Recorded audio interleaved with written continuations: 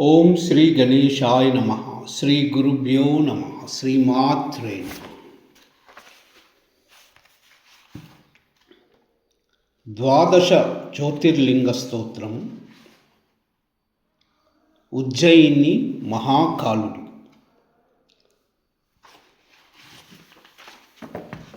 ఓ శివా,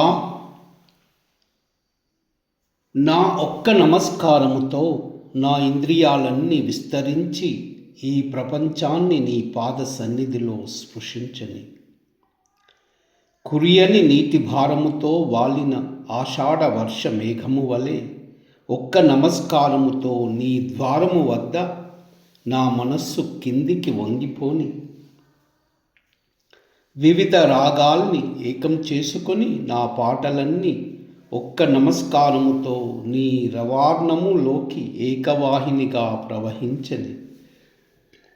ఇంటిపై మరులుగొని తమ పర్వత నికేతనాలకు రాత్రింబవళ్ళు ఎగిరిపోయే కొంగల గుంపుల వలె నా ఒక్క నమస్కారముతో నా జీవితము సంపూర్ణముగా తన అంతర్రహిత నివాసానికి ప్రయాణము కాని ప్రభు. ఓ శివ,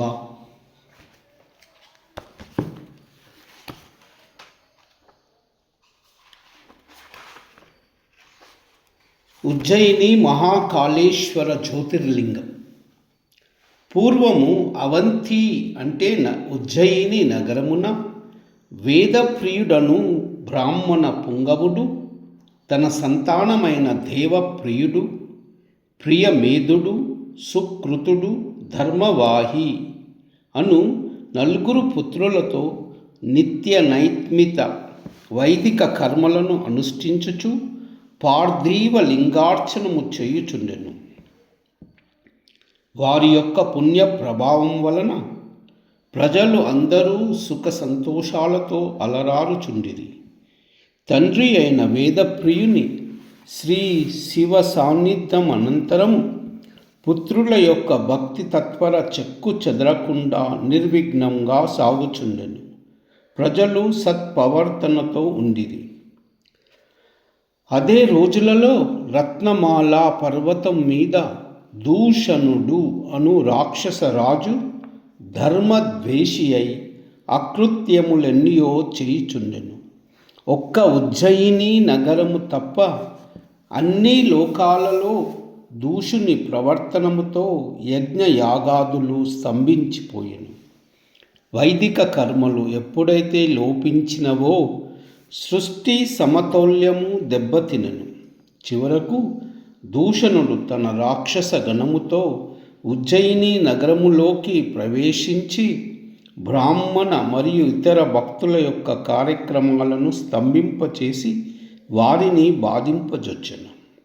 అయినను దేవప్రియుడు, అతని సోదరులు మరికొందరు బ్రాహ్మణులు రాక్షసుల ప్రవర్తనలకు వెరవకుండా శివదేవుని మీద నమ్మకముతో తమ తమ విద్యుత్ ధర్మముతో కార్యక్రమాలు నిర్వహించుచు స్వామివారి మీద భారము మోపి ప్రార్థించుచుండెను.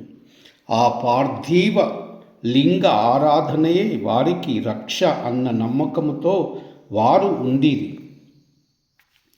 ఎప్పుడైతే దూషణుడు దేవప్రియుని మొదలైన వారిని బాధించుటకు వచ్చెనో ఒక గుంట నుండి శ్రీ శివదేవుడు మహాకాలుని రూపముగా ప్రత్యక్షమై దూషణుని వాని అనుచరులను భస్మము ఉనర్చెను.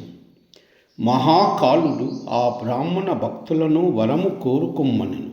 అప్పుడు భక్తులందరూ ఏకకంఠముతో స్వామిని అచ్చటనే జ్యోతిర్లింగ రూపమున నివసించమని ప్రార్థించెను. వారి కోరిక ప్రకారం స్వామివారు మహాకాల జ్యోతిర్లింగముగా రూపమున వెలసెను.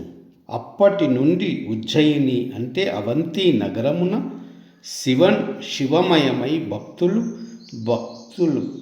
కాని వారిని కూడా సంరక్షించుచుండెను. ప్రజలందరూ శ్రీ మహాకాలుని దర్శించుచు సేవించుచు జన్మ సాఫల్యము చేసుకొనుచున్నారు. ఓం ఉజ్జయిని మహాకాళేశ్వరాయ నమః. ఓం ఉజ్జయిని మహాకాళేశ్వరాయ నమః. ఓం ఉజ్జయిని మహాకాళేశ్వరాయ నమః. సర్వమంగళ